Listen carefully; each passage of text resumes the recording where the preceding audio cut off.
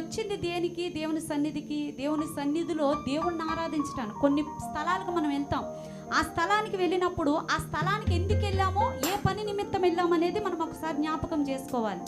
మరి ఈ స్థలానికి నువ్వు వచ్చావు అని అంటే నువ్వు దేని కొరకు వచ్చావు ఒక్కసారి జ్ఞాపకం చేసుకో.